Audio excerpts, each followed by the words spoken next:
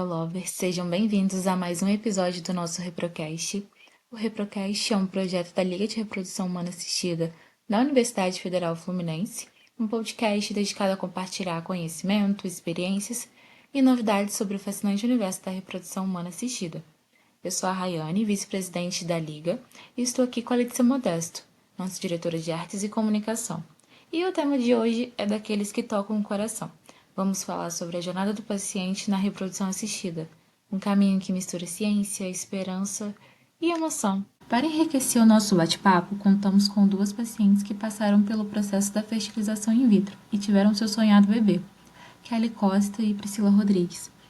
Kelly é bióloga pela Universidade Federal Rural do Rio de Janeiro e atualmente é docente de análises clínicas no Instituto de Saúde de Nova Friburgo, campus da UF. Priscila é cirurgiã dentista pela UF e atualmente atua como técnica de histologia no Instituto de Saúde de Nova Friburgo. Contamos também com a presença da Cristina Rocha, atual coordenadora do Laboratório de Reprodução Assistida da Clínica Pronascer. Cristina já atua em reprodução humana assistida há mais de 20 anos. E contamos também com a presença do Dr. Igor Dutra, médico urologista formado pela UFRJ, Vestileuta, e atua no ambulatório de infertilidade masculina na UF. Atua no tratamento de casais e dá suporte a profissionais da medicina reprodutiva no Rio de Janeiro e em São Paulo. Muito obrigada pela presença de todos vocês e por terem aceitado o nosso convite de falar sobre esse tema tão pensado por nós, que desejamos trabalhar com a reprodução assistida, e para aqueles que têm o sonho de construir a sua família. Para iniciar esse episódio, eu gostaria que cada um de vocês se apresentassem brevemente e contassem qual é o papel de vocês dentro desse universo da reprodução assistida. Eu sou Cristina Rocha, sou embriologista sênior, já atuo nessa área há mais de 26 anos. Atualmente estou na Clínica Pronascer como coordenadora do laboratório. E, enfim, peguei todo o início, da reprodução, e a importância desse papel do embriologista é fundamental para poder a gente oferecer o que tem de melhor para o paciente em termos de técnicas de laboratório, para chegar ao embrião de ótima qualidade, para que essa paciente venha ter o tão sonhado bebê em casa. Boa noite a todos. Primeiramente, obrigada, Rayane, a toda a Liga pelo convite. É sempre bom a gente poder estar compartilhando um pouquinho da nossa história. Eu me chamo Kelly, eu sou docente da UF, e eu vim, eu, a Pri, que é minha esposa, a gente veio contar um pouco da nossa trajetória na CIV. Hoje a gente tem uma princesa linda, que vai fazer 5 anos agora, mês que vem. E a gente foi convidado, na verdade, para poder contar um pouco da nossa história, como foi a nossa experiência. A gente teve muito imbróglio no meio de todo esse processo. Foi um processo que durou praticamente 3 anos e pouquinho. E a gente está aqui para compartilhar, que a gente acha que é extremamente importante, porque na nossa época, quando a gente começou, a gente não tinha muita informação, Então ficou tudo muito perdido. Então, o que a gente puder compartilhar, o que a gente puder ajudar, o que a gente puder trocar, eu acho que é sempre muito válido. Novamente, muito obrigada, viu, meninas, pelo convite. Bom, me apresentar. Meu nome é Igor Dutra, eu sou médico, sou especialista em reprodução humana pela Unifesp, sou médico na Universidade Federal Fluminense e sou diretor da clínica do Ofert, que é uma clínica sem laboratório, independente, e atuo em diversos centros, principalmente no Rio. Já estou há 10 anos atuando com reprodução humana, já trabalhei dentro de centros de reprodução humana como médico do corpo clínico, dando suporte a outros médicos. Então, já visitei um pouquinho de cada espaço dentro da medicina reprodutiva nesse tempo. Complementando, eu tenho um MBA em gestão em saúde, e o que me faz também entender aí muito um pouquinho mais um olhar de quem está dentro da clínica e enxergar os obstáculos dessa jornada em todos os sentidos, assim, acredito. Espero poder contribuir. Agora, uma pergunta mais voltada para as pacientes, Como que foi esse primeiro contato de vocês com a ideia de buscar ajuda médica para poder realizar o sonho da maternidade? Então, na verdade, a gente já estava junto, tinha uns 5, 6 anos. E aí sempre teve essa vontade da maternidade e tudo mais. E aí a gente achou que era um momento que, né, tanto profissional quanto pessoal era favorável. Na nossa cabeça, a gente nunca imaginou que seria um processo tão penoso, tão longo, né? A gente sempre teve muito na cabeça, porque o que passavam, que a gente via, era questão financeira, né? Então, todo mundo fala, é um processo extremamente caro, é um processo, né? Mas, assim, a gente chegou a pesquisar algumas clínicas.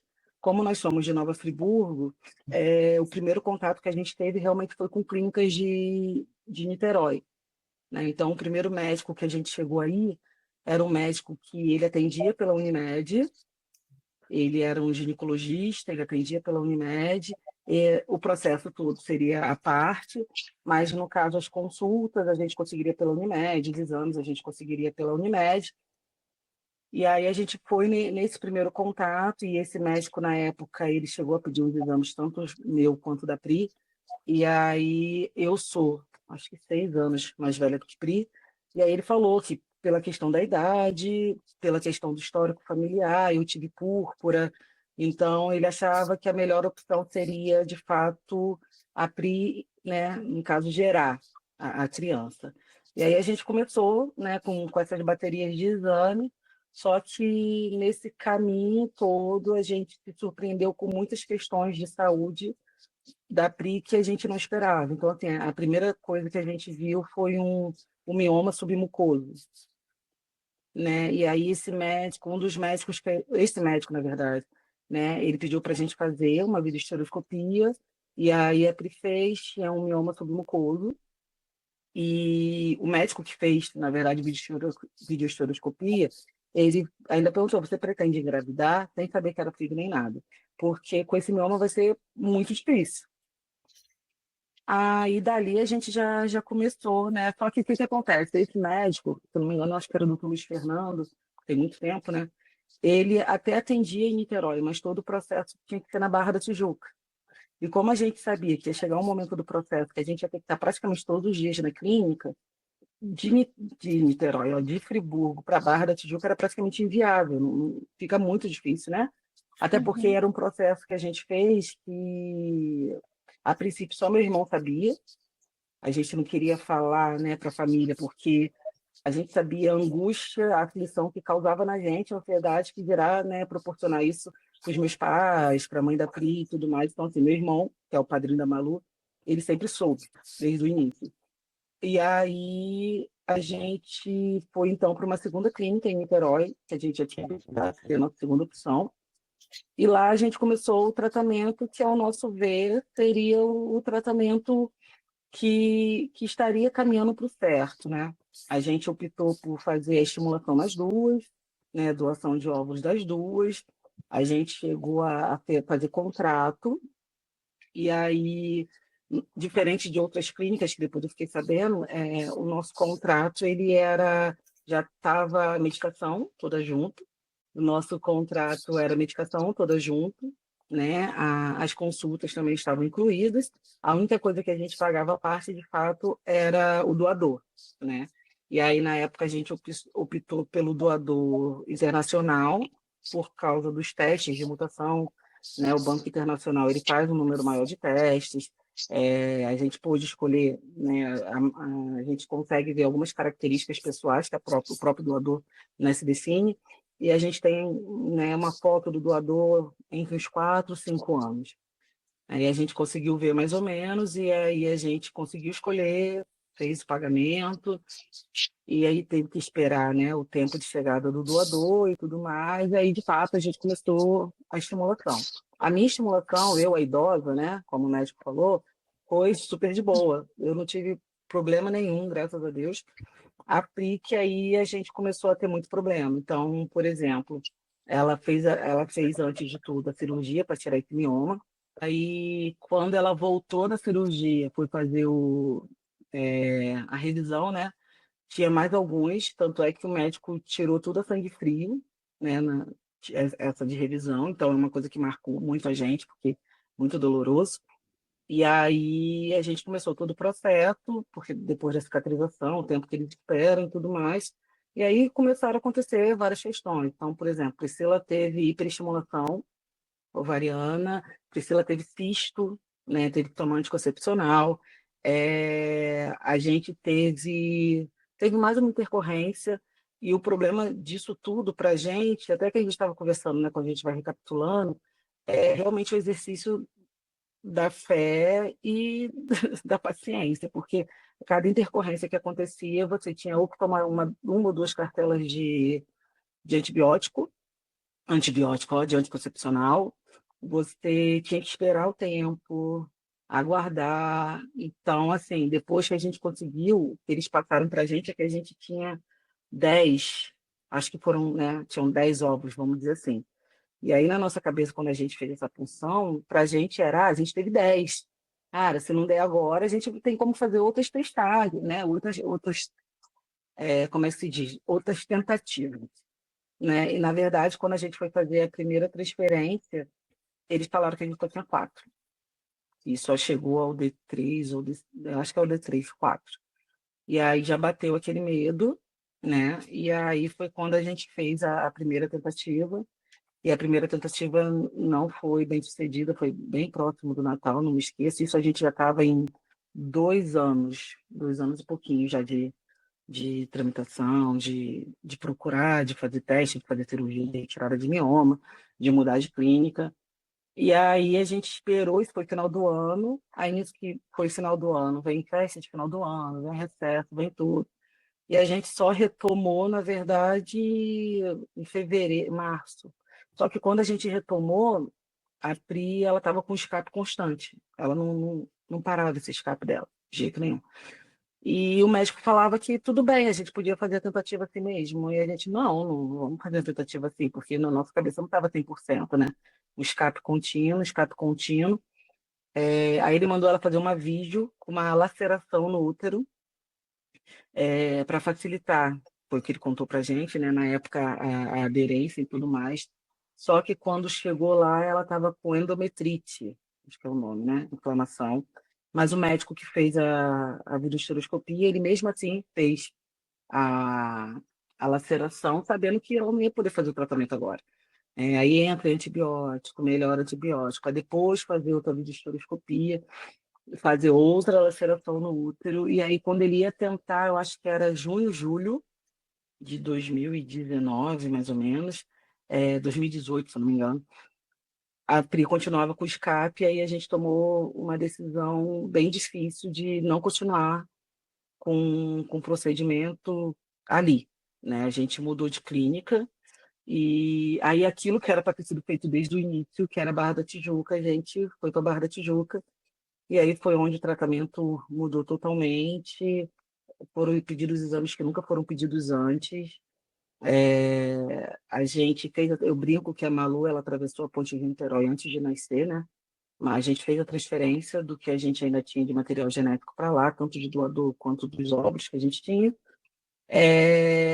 E transferimos tudo para lá, e aí a gente começou tudo nessa outra clínica, e dentro de um ano, mais ou menos, a gente teve a nossa última tentativa, e, na verdade, a nossa tentativa, graças a Deus, muito bem sucedida, né? Que foi o nascimento de Malu. Na época, eles pediram até para a gente assinar um termo, porque a chance de gêmeos era muito grande, e acabou que a gente teve um sangramento na véspera da Páscoa, quando já estava para ir no médico, já na próxima semana, e a médica ainda falou com a gente que ela acreditava que podia ter sido outro embrião, né, que não permaneceu. E aí a gente teve Malu em plena pandemia, né, porque o dia da transferência foi 17 de março de 2020, justamente no dia que foi declarado pandemia e que o mundo ia parar.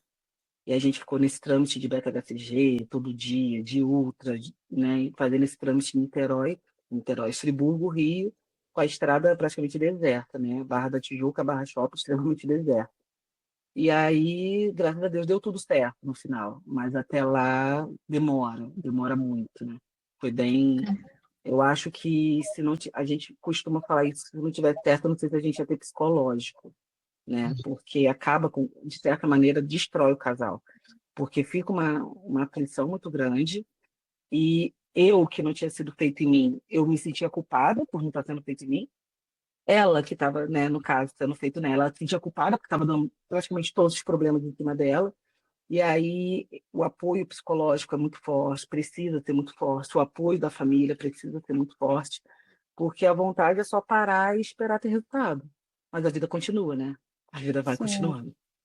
Graças a Deus tudo deu certo. Maluzinha já tá aí, tem 5 anos. Tá, Bom, ela é doutor adolescente. Igor, eu queria saber, assim, pegando um gancho nessa parte da, né, entre aspas, da frustração que as meninas tiveram, todas as intercorrências. Muita gente só procura uma clínica de reprodução, assim, depois de muito tempo tentando engravidar, às vezes até com uma frustração acumulada mesmo, né? Na sua visão, assim, qual é o momento certo para um casal, uma pessoa, até que seja sozinha mesmo, que deseja ter filhos, né? Deve procurar uma clínica especializada.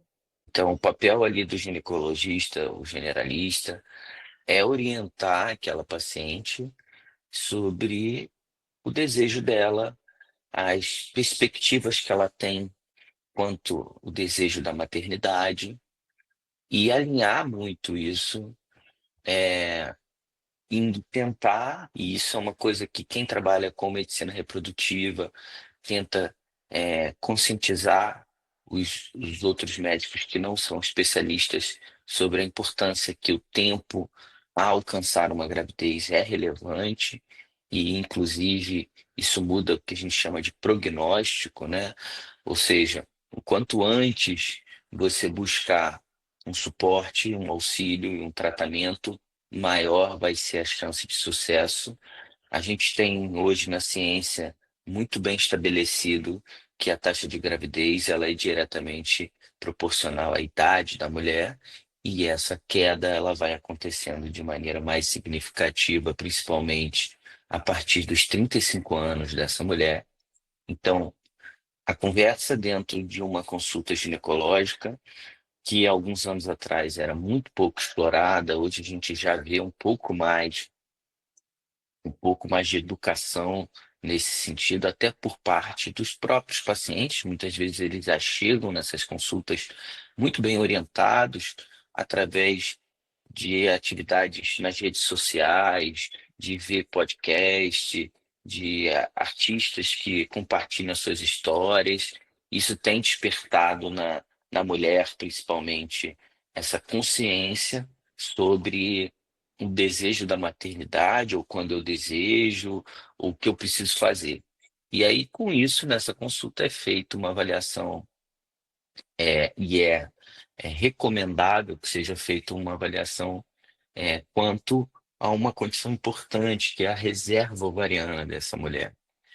A reserva ovariana nada mais é do que tentar compreender como essa mulher, uma vez recorrendo a um tratamento de fertilização in vitro, como ela responderia a esse tratamento. E isso ajuda o médico a nortear, muitas vezes, a urgência que se tenha em recorrer a esse tratamento. Mas quando a gente fala em tempo, existem os guidelines, né, que são os protocolos pelas sociedades médicas, onde isso é muito bem estabelecido. A gente classifica a infertilidade, uma condição onde uma mulher que tenha menos de 35 anos está tendo relações sem métodos contraceptivos por um ano e ela, caso não tenha alcançado uma gravidez, ela precisa aprofundar a sua investigação. E quando essa mulher ela tem mais de 35 anos, e já pensando justamente nessa, nessa questão de tempo, né, de a importância que uma prontidão para a realização de um tratamento faz diferença, as sociedades estabeleceram que até 6 meses de tentativas infrutíferas, né, sem métodos contraceptivos, já é necessário que essa mulher busque uma investigação para aí sim a gente tentar descobrir a causa e estabelecer um tratamento o quanto antes, né? E, em média, a gente fala aí os guidelines em 6 a 1 ano de tentativas, mas essa pesquisa que foi da IPSOS, depois vocês podem pesquisar, Ipsos, né? Encomendada por uma empresa farmacêutica, a Merck, que é uma fornecedora de medicação da reprodução assistida. Ela conseguiu ver que o tempo de que a mulher tentou engravidar até ela de fato começar a procurar um auxílio foi em 49 meses. Em média, a gente vê entre 2, 3 anos de tentativas. É, a média minha particular de pacientes que eu tenho são entre 38 a 39 anos, ou seja, essa mulher ela já passou 4, 5 anos da idade que é a idade ali que é um marco para a gente em resposta ao tratamento. Então, isso acaba tornando a jornada com mais obstáculo, com mais dificuldades, né? Porque a gente, a partir dos 35 anos, a mulher perde esse potencial de resposta ao tratamento e que passa por um funil aí que é muito desgastante e gera muita ansiedade, né? Que quanto mais óvulos eu tenho, maior é o meu potencial de embrião, maior a quantidade de embrião, maior é a chance desse embrião ser geneticamente normal e gerar uma gravidez. Então, a perda da reserva ovariana, ela é bastante relevante aí para explicar os insucessos em números, né? Alguns dados sobre essa jornada, esse processo, o que não se aplica ao caso da Kelly, que ela comentou, né?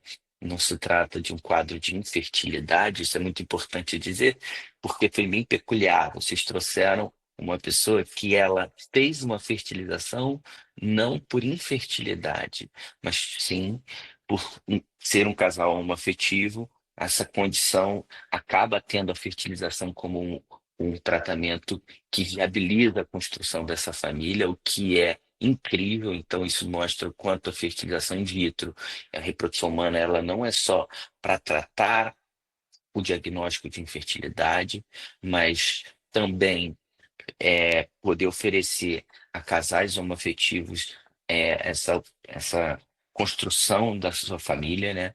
Aí a gente costuma dizer, segundo a Organização Mundial da Saúde, a gente diz que saúde é bem-estar físico, mental e social.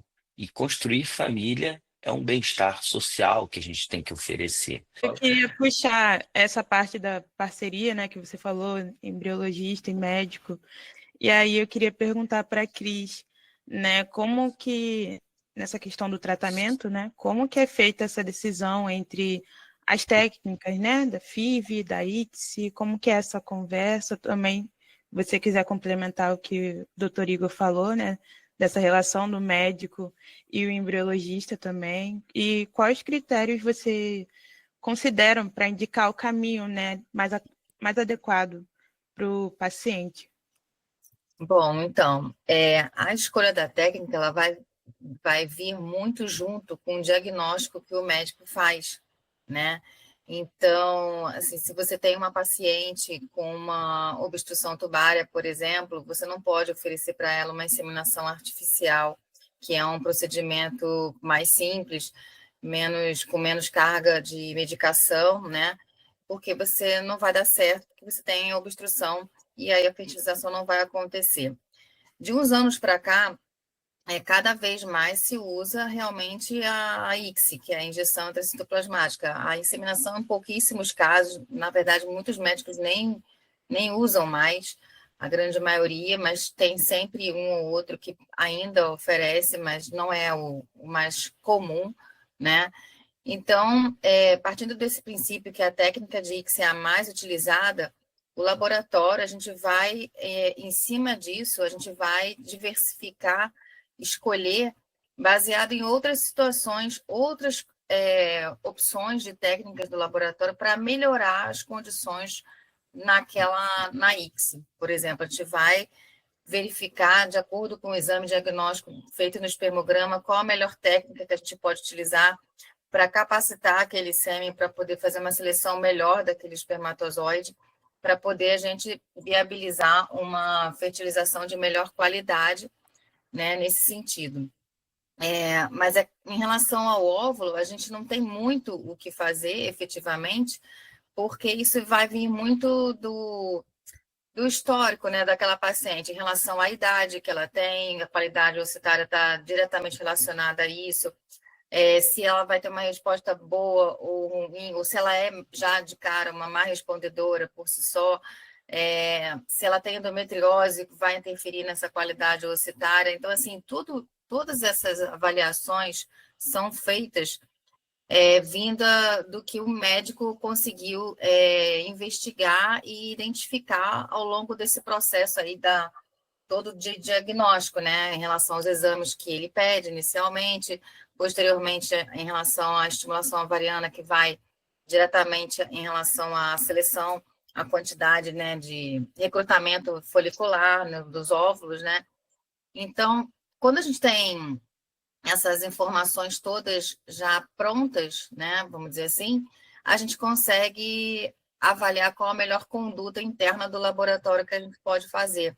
A gente pode mesclar técnicas de capacitação espermática, por exemplo, a gente pode também avaliar a própria questão do óvulo, a gente pode usar uma parte na FIV convencional, uma outra parte na ICSI. Então, assim, existem diversas possibilidades, né, que a gente pode lançar a mão para tentar conseguir um resultado melhor no final, né? Paralelo a isso, o laboratório já tem que ter, de antemão, independente disso, né, uma qualificação excelente do laboratório em si, com as verificações dos meios de cultura, pH dos meios de cultura, as condições ambientais, de um modo geral, né, das incubadoras, estabilizadas em temperatura adequada, isso tudo também vai interferir indiretamente nessa melhora, nessa possibilidade de melhorar a fertilização devido às condições ambientais, né? Tem que estar favoráveis, não podem estar hostis, né? Então, isso tem que caminhar junto com o material biológico que vem. Mas isso é uma surpresa. A surpresa, na verdade, acaba sendo a qualidade do óvulo. A gente tem as condições ideais no laboratório, mas o óvulo a gente vai verificar na hora. Se é um óvulo de uma paciente com endometriose severa, ele já é um óvulo de uma qualidade ruim, efetivamente. Então, sugere uma má qualidade, fertilizando, sugere uma qualidade embrionária pior. Mas, às vezes, a gente se surpreende, né? Então, porque também não depende só do óvulo, depende daquele espermatozoide. Se o sêmen tiver uma fragmentação de DNA elevada, mesmo que o óvulo seja de boa qualidade, a gente pode vir a ter um embrião de má qualidade e lá na frente não se desenvolver de forma adequada e não formar um blastocisto de excelente qualidade, o que melhora a chance de implantação e, consequentemente, da gestação. Então, assim, a gente tem muitos fatores internos do laboratório, além dos biológicos do casal em questão, que juntos podem tanto dar um bom resultado como não. Fora o fato que, muitas vezes, né, cada ciclo é um ciclo. Nessas tentativas, né, que nem sempre de primeira dá certo, na verdade, a grande maioria não dá de primeira certo, a grande frustração do laboratório é essa, porque a gente tem tudo isso, essa qualificação toda controladíssima diariamente, né, e a gente não tem como intervir na questão biológica efetivamente, né? Então, a gente acaba que fica um pouco refém de algumas situações que não se domina, que a medicina, a ciência ainda não domina.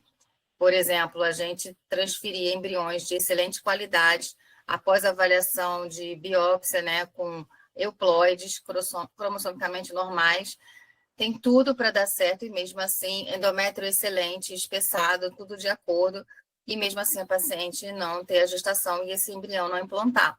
Então, aí a gente ainda não domina isso. Acho que o dia que a medicina, a gente conseguir todas vão engravidar 100%, com certeza, porque é isso que a gente quer. Então, o que eu quero dizer com isso é que assim, então, são muitas variáveis. E a gente tem que estar atento a todas elas, além das habilidades, né, de cada embriologista desenvolvida. É um processo longo de preparo. Você não se torna um bom embriologista de um dia para outro. Eu gosto de dizer muito para quem está começando, né, a gente está com estagiário, sempre aparece um estagiário, ou os estudantes como vocês, né, perguntando. Não é igual um trabalho documentos, que você pega, você fica lá 1 hora sentado, uma semaninha, 3 dias, aprendendo algo teórico de alguma função, né, X, burocrática, vamos dizer, e você está fazendo. Eu gosto muito de falar assim que isso acontece muito nas clínicas, né, que por ser multidisciplinar, cada um tem uma função. E muitas das vezes os outros setores não compreendem a complexidade que é o laboratório de reprodução, né? Nós, embriologistas, né? Às vezes as pessoas não entendem a complexidade em todos os aspectos. Essa questão do controle de qualidade do laboratório para poder favorecer o resultado final, além do biológico que já vem do paciente, né? Então, as pessoas às vezes ficam questionando, nossa, mas precisa disso, precisa daquilo? Precisa, faz toda a diferença, entendeu? Não tem como a gente pular etapas, a gente não tem como guardar o óvulo, eu estou super cansada, deu a minha hora, amanhã eu continuo, não existe isso. O nosso trabalho realmente só acaba quando termina, não tem como, né? Então, e isso tudo faz parte. Então, o embriologista, além de ter que ter uma capacitação muito específica, e não é uma coisa de um dia para o outro, demanda tempo, demanda treino, demanda, além, obviamente, do estudo, que não basta só você treinar, né? Porque você tem que saber o que você está fazendo, você tem que entender as técnicas que são oferecidas e qual que você pode lançar a mão para você buscar um resultado melhor no final. Então, o ideal, né, o que a gente quer, que é o bebê em casa.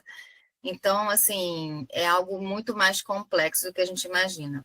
E o que a gente tem visto cada vez mais é algo que vem crescendo muito na reprodução, é exatamente essa proximidade dos casais, de um modo geral, com o laboratório. Né? Nós somos o backstage, o coração da clínica e o backstage, porque é o menos acessível de um modo geral, porque o paciente tem contato com o médico, tem contato com a enfermeira, e com o laboratório nunca foi tão próximo como vem sendo cada vez mais. Até vem surgindo, né, em diversas clínicas, um espaço muito especial para o embriologista, que é o consultor da fertilidade, que é exatamente esse papel do embriologista sentar com o casal e explicar tudo o que vai acontecer dentro do laboratório, as etapas, porque as etapas clínicas, eles discutem com o médico, né? Eles conseguem ter acesso, por mais que o médico tenha informações do laboratório, ele deve saber, efetivamente, concordo com o doutor Igor, né? Tem que saber, nem que seja o mínimo possível, os detalhes, a vivência interna do laboratório, só a gente que sabe, só a gente que está lá dentro. Então, a gente sofre junto com o casal, porque a gente também quer, né, que dê certo. Então, cada tentativa que não dá certo, a gente se frustra também. Poxa, o que pode ter acontecido? Porque o pH estava ok, enfim, a idade é jovem, a característica do sêmen é bom, uma concentração boa, uma morfologia boa. O que mais está faltando, né? Então, assim, o que passou?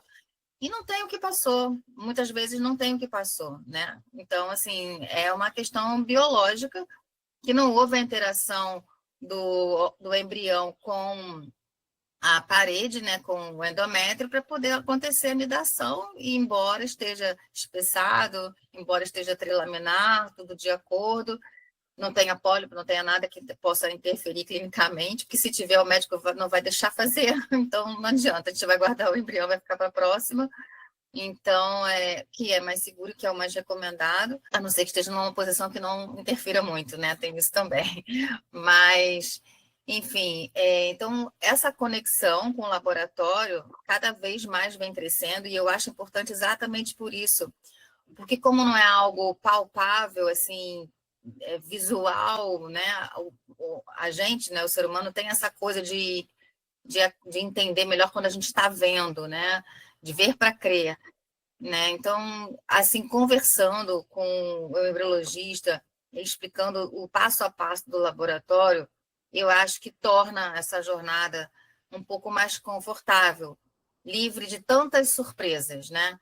Porque a primeira surpresa do casal, que eu acho que é a mais frustrante, logo de cara, é quando ele está fazendo ultrassom, aí tem lá 20 folículos, e aí chega o laboratório na aspiração, diz que só encontramos 6 óvulos. Ai, nossa, já desaba ali na primeira. Você fica, puxa vida, como foi falado, né?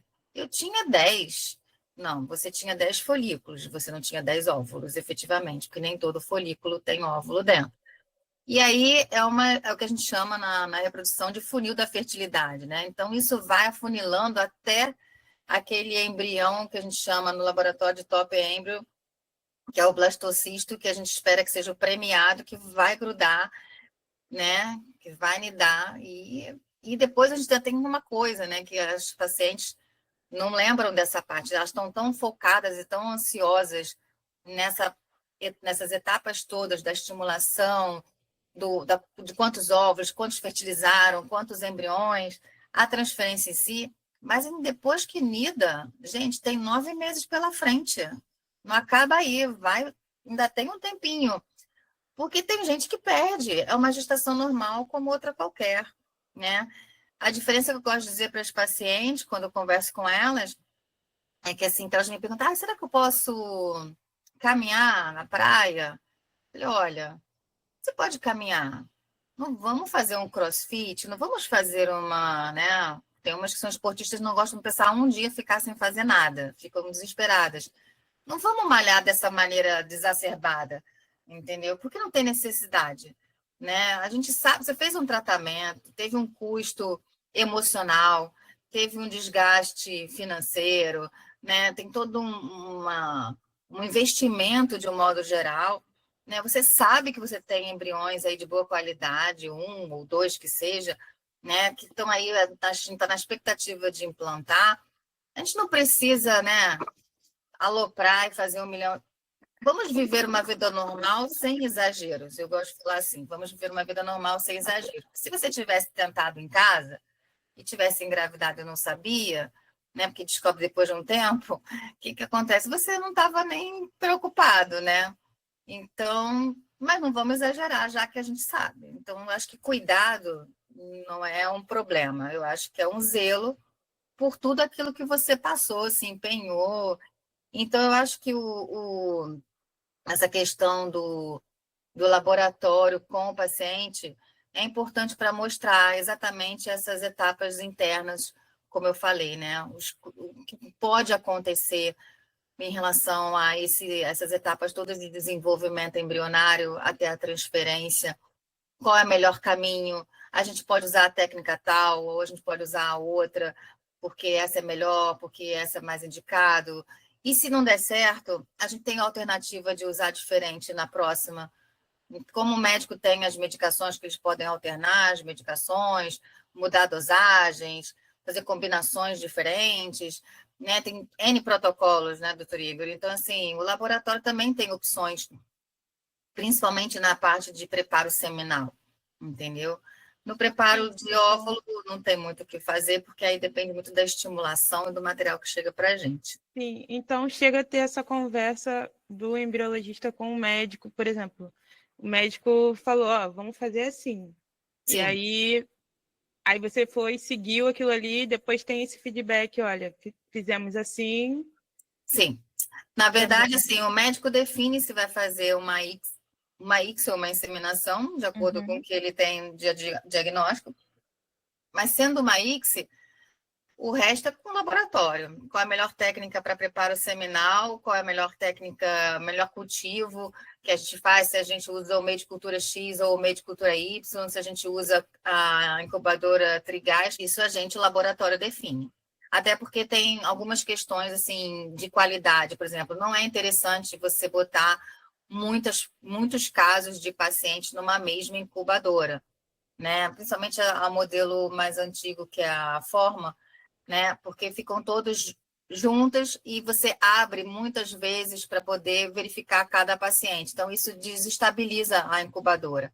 Então, a gente também organiza isso porque a gente precisa de uma estabilidade no ambiente ali da incubadora. Então, todas as vezes que a gente abre a incubadora, ela cai um pouquinho a temperatura, cai um pouquinho o gás, e a gente precisa que aquilo seja estável. Então, quanto menos a gente manipular, principalmente esse modelo de incubadora, melhor a gente dá as condições de se manter aquele processo de, né, favorecer para que aquele desenvolvimento aconteça da melhor forma possível. Então, a gente tem que pensar em tudo. A gente tem que pensar onde colocar a paciente por causa da questão da incubadora, para poder manter o mais estável possível, para não ficar oscilando. A gente não observa mais todos os dias, como antigamente. Antigamente, a gente via todos os dias. Antigamente, se transferia somente em D3. Agora, a gente pode transferir em D3, mas a preferência é o blastocisto. Na natureza, é o blastocisto que vai implantar, não é o D3. Se a gente tem como manter esse embrião até blastocisto, que é o 5º, 6º ou até 7º dia de desenvolvimento, por que a gente vai transferir em D3? Aí pode. O resultado é bom, não é ruim, entendeu? Mas a gente tem que estudar cada caso, é um caso. Por que esse caso a gente vai manter D3 e por que esses outros a gente vai deixar para blastocisto?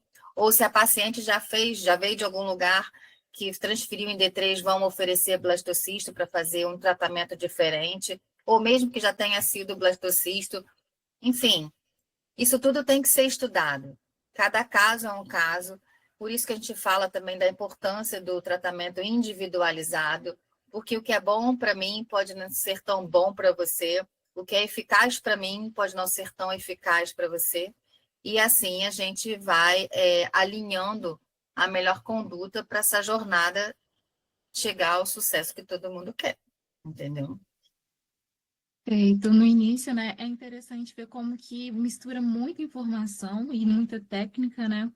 E tem toda a expectativa do paciente junto disso, né? No início, a gente tem todo esse volume de informações que costuma ser enorme, né? Os exames, as taxas, as possibilidades de tratamento. E queria perguntar para a Kelly, como que foi para vocês lidar com isso tudo, com tantas informações e expectativas ao mesmo tempo, de uma vez para vocês? É uma bomba de informação, na verdade, né? Eu sempre trabalhei na parte laboratorial, então, assim, alguns exames, a maioria dos exames eu consegui interpretar, e aí a gente, na época eu brinco que até hoje eu não tenho limite no banco, porque eu peguei empréstimo, e só que algumas intercorrências a gente não contava. Na nossa cabeça era realmente pelo primeiro médico, né? A Priscila nunca tinha apresentado nenhum problema ginecológico, nem nada, de mioma, de pólipo, nada. Eu que já tinha tido pólipo. Então, na nossa cabeça, a gente já tinha feito antimileriano, era reserva, estava com uma reserva boa, ele tinha dado, né? Ele tinha conversado abertamente com a gente, com as possibilidades e tudo mais, e a gente saiu muito esperançosa, né? A gente saiu muito esperançosa, achando que, cara, vai dar bom, né? Você não tem nenhuma questão de saúde, eu não tenho nenhuma questão de saúde. É um processo que a gente sabe que é demorado, mas que vai dar bom.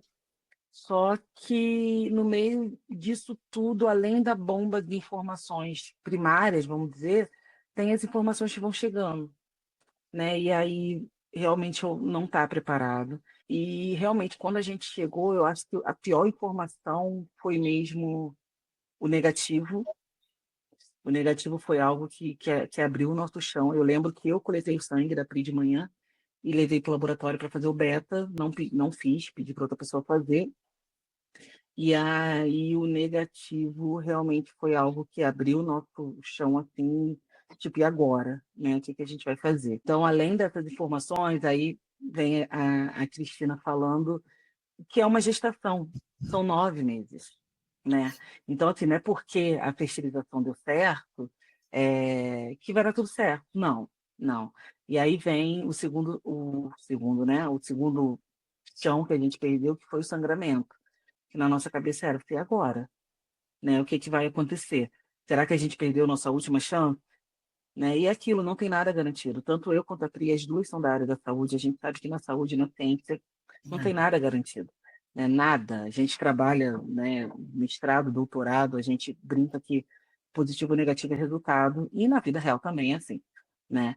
E aí, o que a Cristina falou é extremamente importante, dos 9 meses. Porque depois veio, né? A Priscila teve pré-eclâmpsia, a Priscila teve diabetes gestacional. Então, assim, ela teve o combo, a novinha, eu brinco que a novinha teve o combo.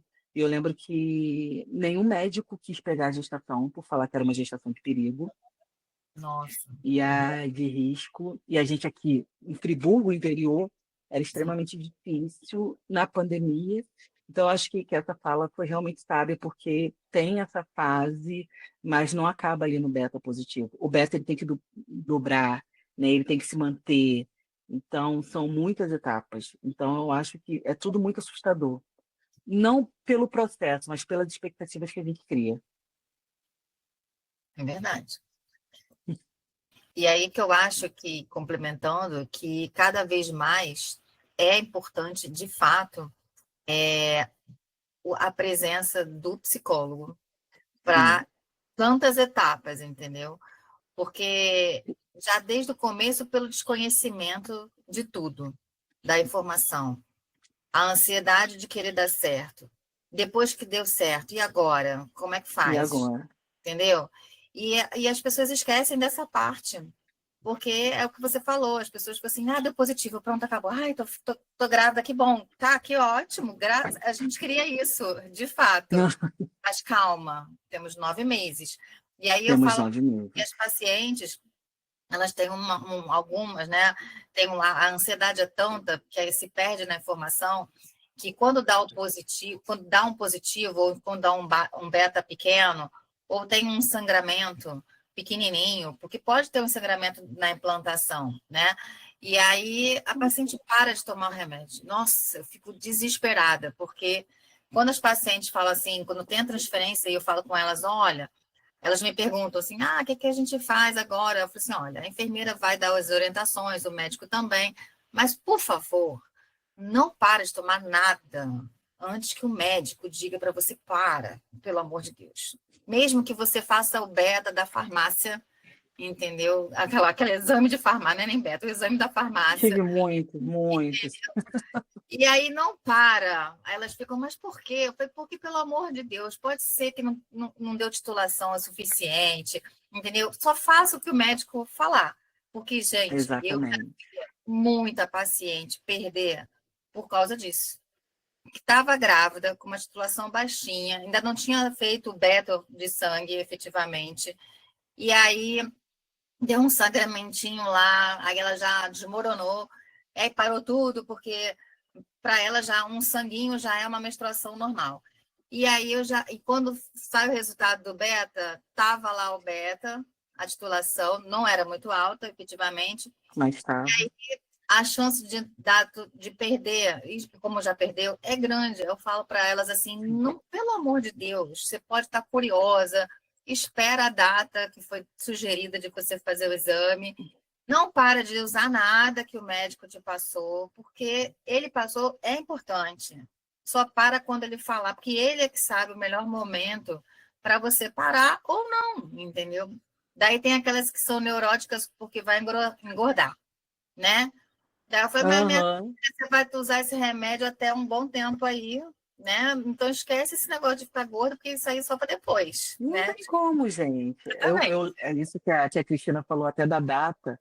Eu lembro É, que como a nossa primeira tentativa deu errado, a- eu acho que eu não lembro se eram 12, 13 dias que era para fazer, e eu falava para a Priscila, a gente vai esperar. Ela, isso não, aí. mas eu vou fazer. Eu disse, não, a gente vai esperar.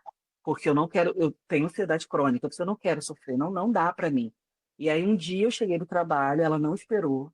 E aí ela estava com a surpresa toda feita, só que eu, por ser ansiosa, eu sempre falo que eu prefiro a surpresa do que o tombo, né? Então, eu extremamente cautelosa, vamos ver se vai dobrar, vamos ver como é que vai ficar, vamos ligar para o médico. Eu lembro que depois que ela fez a transferência, a gente ficou no hotel da Barra, porque eu não deixava ela nem andar, porque você vai ficar sem fazer xixi. Senão a criança vai sair pelas pernas, né? Eu, neurótica da área da saúde, gente, nada a ver. Então, assim, fica aí, não se mexe, porque. E foi o que a Cristina falou, isso aqui, a falta do apoio psicológico, ele faz com que você fique com cicatrizes eternas. Isso que o doutor falou também de, algumas eu não sou tão querido, não tenho tanta proximidade, porque eu acabo trazendo uma lembrança, né, de uma fase muito dolorosa. No nosso caso, não, a gente tem um carinho muito grande pela médica que nos acolheu, né, maravilhosa e tudo mais, mas da gente passar lá em frente, igual esses dias a gente passou em frente ao hotel, da gente passar em frente à clínica, da outra clínica também, então mexe, e fica uma cicatriz muito grande, né? E aí junta, porque assim, a gente costuma falar, não, é pura realidade, né? A mulher depois do filho, ela não é mais a mesma, né? Muda tudo, questão hormonal, então vocês imaginam duas de TPM, então é o caos.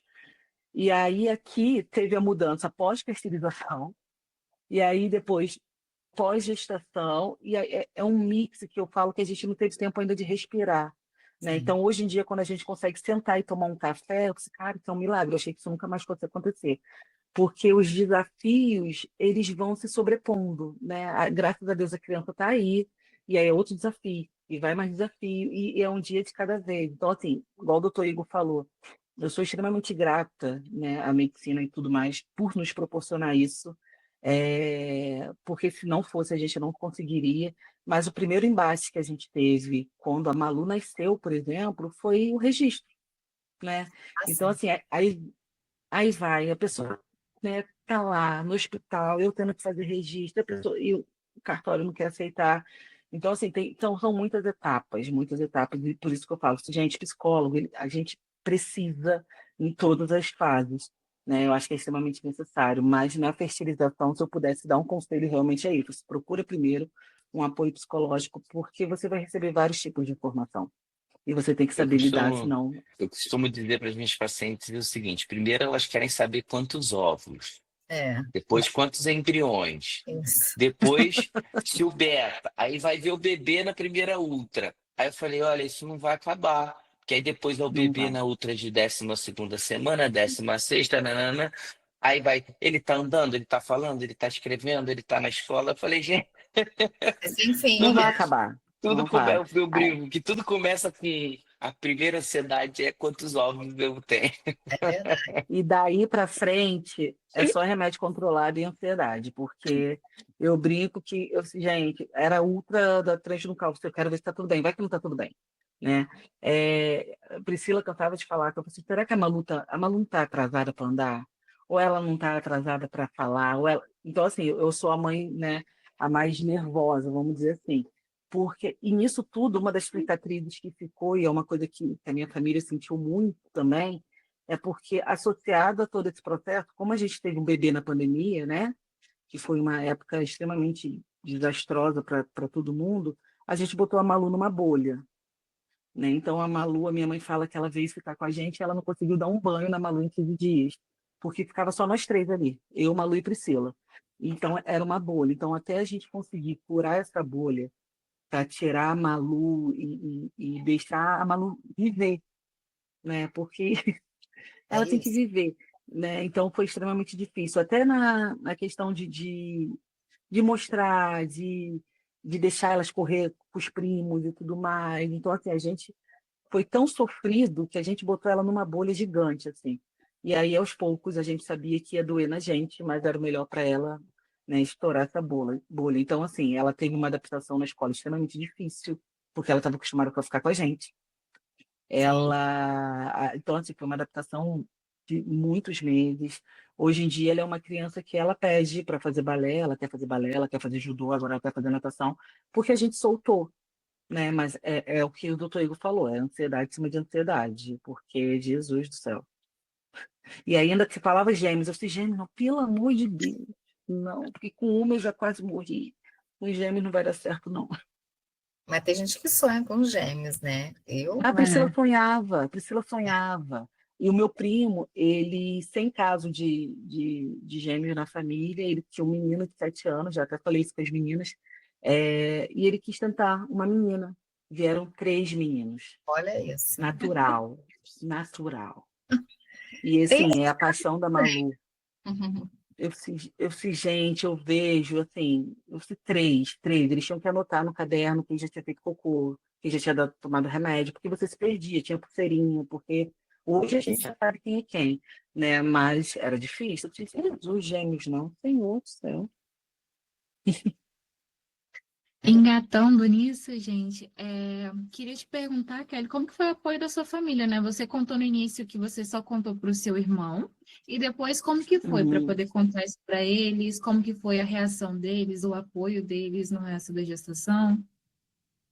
Então, na questão homoafetiva, né, você tem muitos baques anteriores, né? Então, por exemplo, na minha família, quando eu me assumi para os meus pais, foi uma coisa muito drástica, né? Muito, como é que se diz? Magoou muito. A minha mãe sempre foi uma pessoa que ela sempre tinha essa coisa de mostrar para os outros que o filho dela era isso, aquilo. Então, assim, eu, né, muitos anos atrás me assumi, para ela foi um baque muito sério.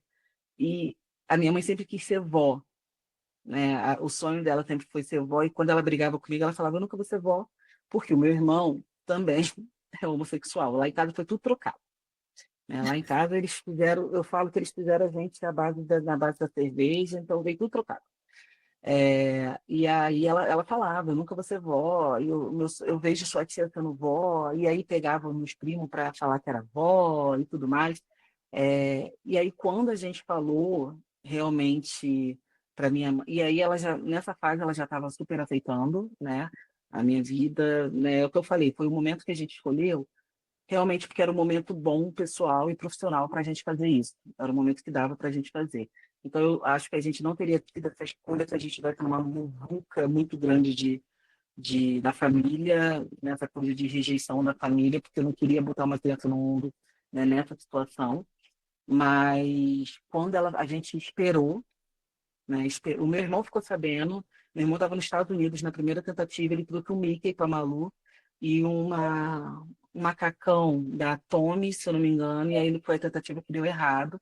Mas até hoje ela tem o Mickey e tem o macacãozinho que depois ela utilizou. E aí, quando a minha mãe soube, a gente já tinha esperado, né, a coisa se ajeitar e tudo mais, deixou passar a ansiedade, já estava tudo certo. Aí, minha filha, até hoje, né, a paixão da vida da minha mãe e do meu pai, né, a Malu é a mais nova da família, assim, né, de neto. Tem a Bisa, minha avó tem 96 anos, é apaixonada por ela, então minhas tias. A gente mora longe, porque a maioria deles mora no Rio, a gente aqui em Friburgo, mas a gente chegou numa fase que a Maria Luísa pede para ficar com os avós, com a família, então às vezes eles sobem, a gente desce. Então, a Malu realmente virou a princesa, não só por ser nossa filha, por ser a única neta dos meus pais, mas é porque, assim, a Malu realmente, ela é uma criança, eu falo, nós somos muito abençoadas, e a Malu é uma criança extremamente abençoada, ela é muito doce, ela é muito carismática, então ela acaba cativando realmente, né? E aí, por onde ela vai, ela sai falando, ela sai brincando, e da minha família foi extremamente muito tranquilo. Da família da Pri também, né? Eu sou muito mais família, eu sou muito mais, né, Natal junto, Réveillon junto, se reunir no domingo. A Pri tem uma relação mais distante com a família, embora a gente tenha cuidado. Eu brinco que a mãe dela mora aqui no final da rua onde a gente mora e hoje, por exemplo, a gente falou que ela podia ficar com a Malu, porque a nossa, né, ser como rede de apoio para a Pri poder participar, já que a gente sabia que talvez a Malu estivesse mais agitada. Mas aqui não tem rede de apoio nenhum. Então, é mais fácil a minha mãe vir do Rio, se for o caso, entendeu? Mas assim, a Malu veio também cativando, até esse lado da mãe da Priscila. Não chegamos ainda no nível top, não, mas a Malu realmente ela cativa muito fácil, graças a Deus, é muito abençoada. E é a princesa. Meu irmão é extremamente apaixonado, já estava aqui, ele já ligou umas 3 vezes de vídeo para ver. Minha mãe tem que ligar, é minha avó ligando. Então, assim, teve essa aceitação. Eu achei que ia ser pior. Eu lembro que a minha madrinha, eu falei para minha mãe, mãe, não fala para minha madrinha, não. Porque a minha madrinha vai encher o saco, Jesus, eu não vou conseguir ter paciência para isso. E a Maria Luísa é a paixão da minha madrinha. Eu chego lá, ela compra roupa para Maria Luísa de 14 anos, embora a Maria Luísa tenha 5, né? Mas aí ela vai usar quando tiver 14 anos, mas é a paixão, né, da minha madrinha. Então, assim, graças a Deus, a aceitação foi muito boa, a aceitação foi muito boa no nosso trabalho, a gente trabalha no mesmo local, que é na UF, né? Então a Malu meio que, né, até dos alunos brinca que é a mini diva e tudo mais, por onde ela fala, faz, né? Por onde ela sai, ela vai falando. Então a gente, nessa parte da aceitação, graças a Deus, na gestação, a gente não teve problema. Ai, que legal. Doutor Igor, depois de todo esse cuidado e expectativa, né, com os pacientes, chega a hora dos resultados, né? Queria saber como que você lida com esse processo, né, com esse momento que é tão sensível, se existe uma forma especial de comunicar tanto os resultados positivos quanto os negativos, né? Tentando suavizar o impacto com os pacientes. Como que é esse lado para você? Sobre o beta, uma coisa que eu costumo sempre dizer assim, para as minhas pacientes, né? Quando a gente faz a transferência e eu alinho essa expectativa com eles, né? A gente já fez a nossa parte, a gente já fez o nosso melhor. Agora não é mais com a gente, agora é com o que é o destino para a gente. Então, se temos mais de 1 milhão, e se não der certo, é levantar, sacudir a poeira e dar a volta por cima. Se essa é a nossa última atacada, é tentar estar preparada para tudo que possa vir à frente. Então, é uma coisa que eu sempre falo, sempre com os pés no chão. E quando o beta sai, as minhas pacientes, naturalmente, elas ficam... assim, eu sinto que tem uma recuperação melhor. Isso é uma coisa que a gente vai ganhando com o tempo, né? Antes eu sofria de uma maneira que era uma maneira ruim para elas. A gente no início da carreira acha, onde é que será que eu errei, né? Eu como médico, será que eu não fiz a transferência como deveria ter sido feita? Algum protocolo que não foi bem executado?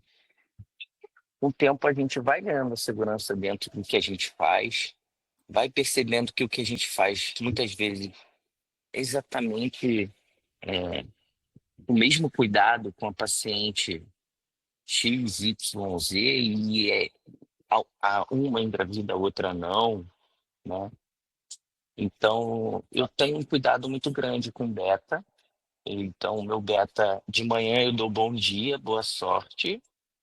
Então, a paciente recebe uma mensagem minha às 6h30 da manhã, porque eu boto o despertador junto com hoje é o beta. Então, na verdade, tá aí o beta positivo. Isso é o que todo mundo, que a gente quer, né? E aí eu mando a mensagem para meus pacientes de manhã. Quando a paciente tem um beta negativo, a gente costuma se falar por telefone, eu tento marcar uma conversa pessoal e respeito muito o momento de cada paciente. Tem paciente que vai querer marcar uma consulta contigo para ontem, tem outras que vão precisar de um respiro. Então, essa ligação é muito importante para mim, eu gasto um tempo com isso. E aí, quando o beta é positivo, muitas vezes é só alegria, né? É marcar ultra, não tem muito essa coisa de nem ligação tem. Doutor, obrigado, é áudio para lá, áudio para cá. Doutor, maravilha! Então, na dor a gente tem que estar mais próximo, tem que se mostrar mais presente, né? E na alegria, eu, pelo contrário, eu quero deixar aquela alegria fazer parte delas ali, no caso, das minhas pacientes, dos casais, né? E deixar eles, aproveita, curte esse momento. Eu fico mais distante, marco nossa outra em 2 semanas, e aí que a gente conversa. Kelly, tem algo que vocês duas, né, fariam diferente se pudessem voltar ao início? Agora que a Pri tá aqui, ela pode responder também. Seria? não, acho que não. Porque por mais que algumas coisas tenham dado errado, né, no final deu tudo certo, do jeito que tinha que acontecer. Então, acho que é isso. Só um psicólogo, né? É, Um psicólogo Vocês não talvez. tiveram acompanhamento com o psicólogo? não. Caraca, eu Não achei foi que nem sugerido, nem. Tem lugares que ainda não tem. A gente tem na clínica, a gente incorporou já tem um tempo um psicólogo. Há um tempo atrás era presencial. Hoje em dia, com essa facilidade do online, ela atende online também, entendeu? E a gente também já absorveu um nutricionista, exatamente Que porque a gente ótimo. já sabe que a nutrição já vem aparecendo vários estudos há bastante tempo que a nutrição interfere muito na qualidade do óvulo, interfere muito na qualidade do sêmen e muito na qualidade do endométrio, né? Para você melhorar a chance de implantação daquele embrião.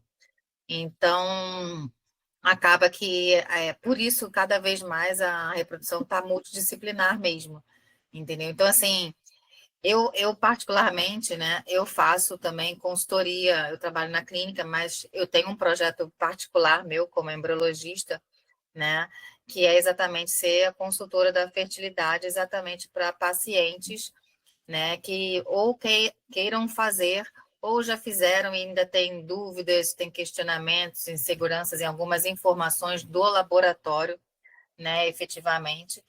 E eu faço esse atendimento de noite, né, porque eu estou na clínica o dia inteiro, online, para facilitar para os pacientes, exatamente, senão acaba que o deslocamento fica difícil e assim eu posso ajudar pacientes de qualquer lugar, né, de Friburgo, de qualquer lugar que seja.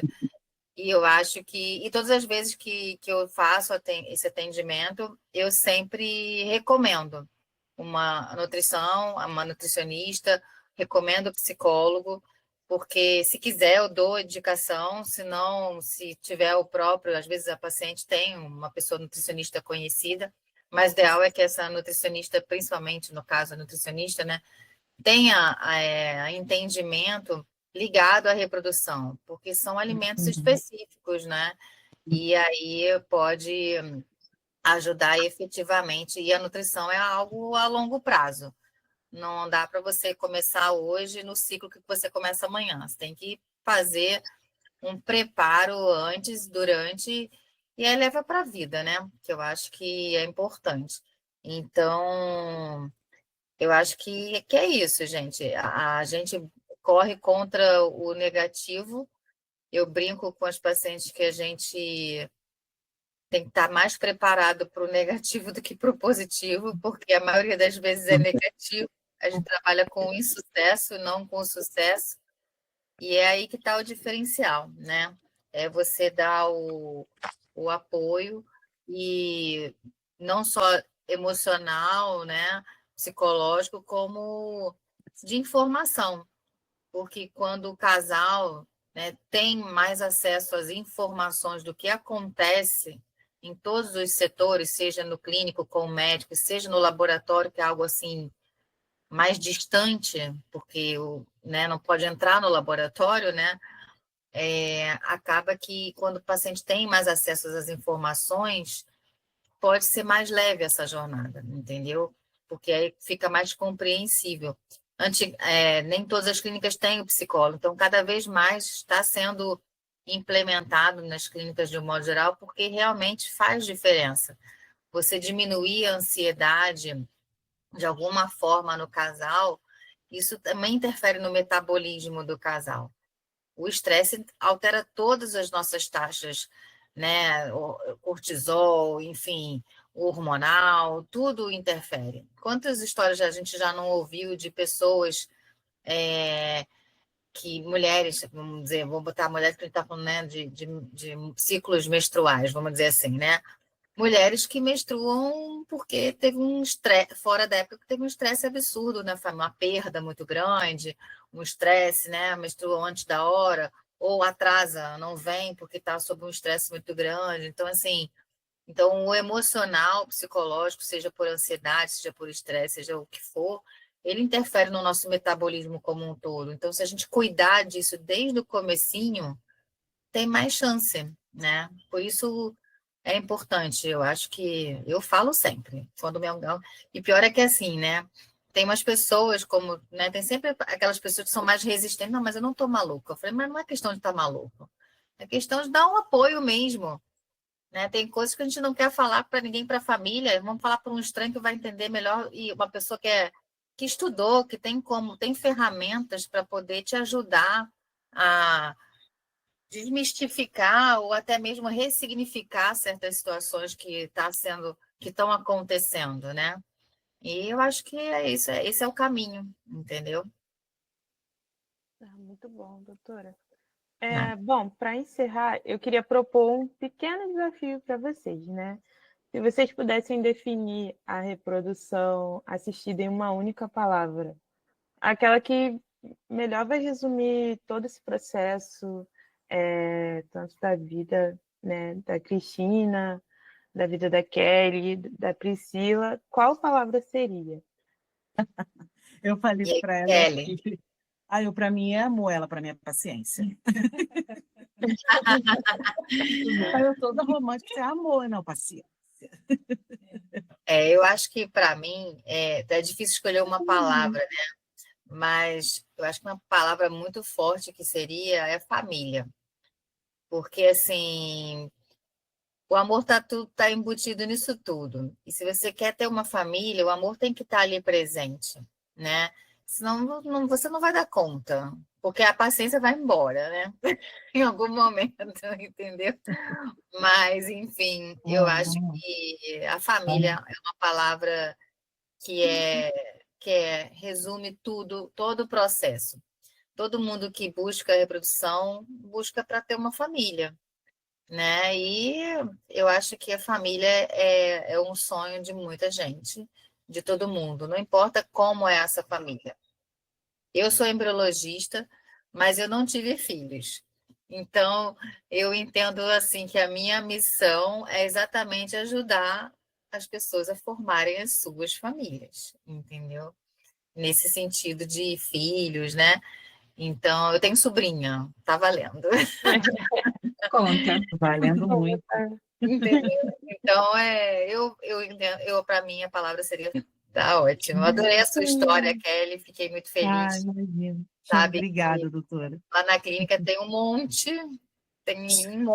e agora cada vez mais, porque o CFM abriu um leque de opções para os casais, né? Que ótimo. De modo geral. Então, assim, e é uma alegria, e eu vou falar que, assim, a gente do laboratório, as pessoas que não trabalham com reprodução, né, são de outras áreas, não são da saúde, efetivamente, às vezes, roda de amigos, né, eles perguntam como é que é você lidar com um casal homoafetivo. Eu falei, gente, são os casais mais legais que a gente tem.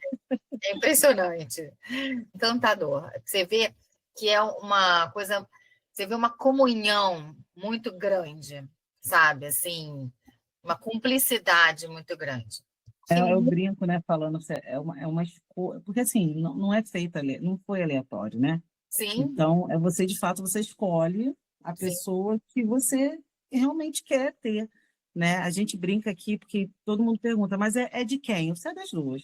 é das Se duas. você for olhar a fisionomia, é a Pri. Quando ela abre a boca, sou eu, porque a Pri é mais tímida, eu já sou mais de falar. Então, assim, é das duas. E engraçado porque, como né, até o doutor falou da questão dos desafios, né?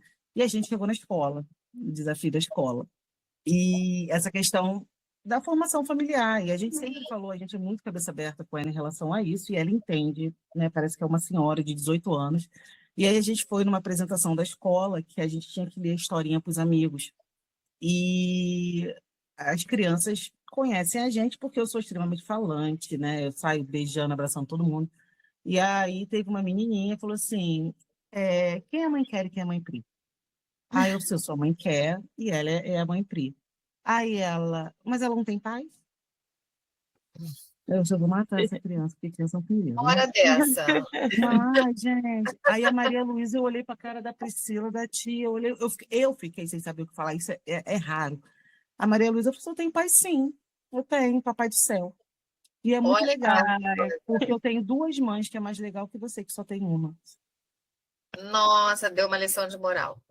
Ela tinha acabado de fazer 4 anos.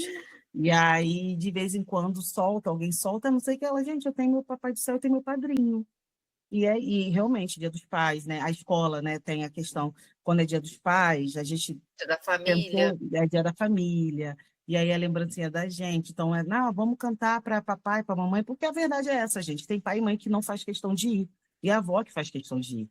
Entendeu? Então, assim, são estruturas familiares, formações familiares realmente, né, que não está dentro da família tradicional brasileira, né, que a gente fala. Sim. Mas meu irmão vem no dia dos Pais, a escola é extremamente acolhedora, a gente se sente muito bem. Não são todos os pais, lógico que não. A gente já teve situação de que você vê que não é, querido. E eu lembro que recentemente a gente teve uma situação que a Pri virou e falou assim, cara, tem uns pais meio habitulados. E eu falei, cara, será que a Malu vai ser excluída por causa dessa nossa formação familiar?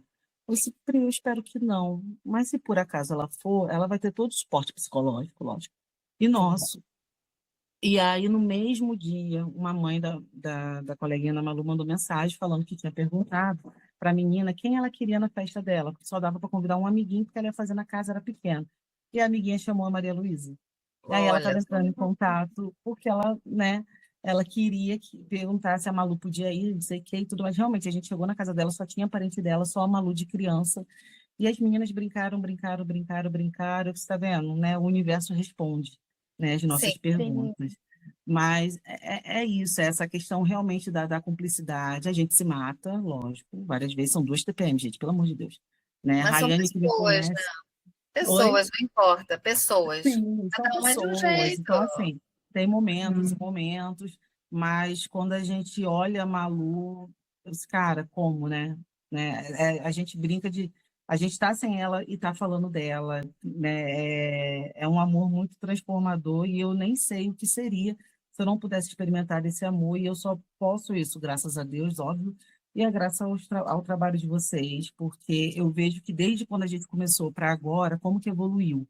Né? A Sim. gente nunca falou com o embriologista, a gente só falou com o embriologista quando ele pediu para a gente assinar um papel que a gente estava doando o doador.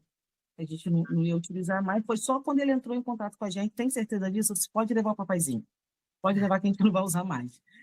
E a gente não teve esse contato, não teve nem a opção de nutricionista, de psicólogo, então é bom a gente ver, né, que as coisas estão melhorando. Gente, eu queria agradecer muito a presença de vocês aqui. Kelly, obrigada por você ter aceitado vir contar a história de vocês, toda a trajetória, tudo que vocês passaram nesse tempo todo, tá? Muito obrigada por ter aceitado A o gente nosso que convite. agradece. Cristina, muito obrigada também por você ter aceitado. Vim aqui contar seus anos de experiência, né, trabalhando na área, a quantidade de casos que você provavelmente já atendeu, né, já conversou com os pacientes. Muito obrigada por trazer o seu olhar também, né, em relação à reprodução assistida. E eu também queria agradecer ao doutor Igor, né, que ele já saiu, mas que ele veio aqui e contribuiu muito, contando como que é a relação com o paciente, tudo que ele vê do paciente, né, na visão do médico. Isso foi muito importante para contribuir aqui com as nossas diferentes visões, né, dentro do nosso podcast, dentro deste tema da jornada do paciente.